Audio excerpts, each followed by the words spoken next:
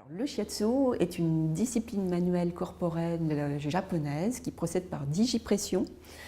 étirement musculo-articulaire,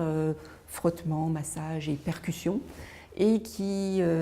procède donc par digipression en particulier sur l'ensemble du corps et des méridiens d'acupuncture de la médecine traditionnelle chinoise. Alors oui, il faut préciser que en fait, le shiatsu a été mis au point au fil des siècles par les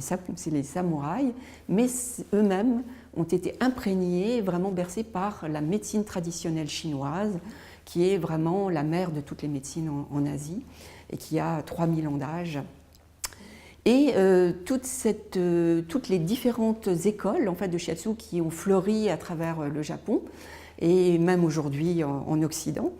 visent une chose qui est à la base vraiment de cette discipline corporelle, c'est la libre circulation du chi, soit la maintenir, soit la rétablir. Le chi, c'est l'énergie, c'est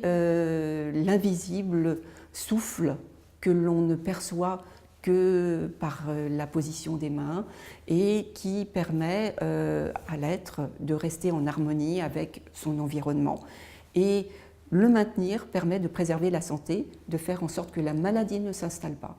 Et la digipression, le rythme, le mouvement, l'alternance de rythme, de mouvement et de pression, et de digipression particulièrement, permet justement de trouver cette harmonie entre dans ce mouvement perpétuel qui est le yin et le yang, de faire en sorte que l'eau qui court ne croupit pas, qui est une belle métaphore, et qu'il n'y ait aucune stagnation, aucun barrage, aucun morcellement, et empêcher effectivement qu'il y ait un phénomène d'entropie dans le corps et qu'il y ait des ruptures, comme on appelle, de corps. Et le shiatsu permet donc notamment de réharmoniser, de réunir aussi, de faire en sorte que l'humain, le foyer de l'humain,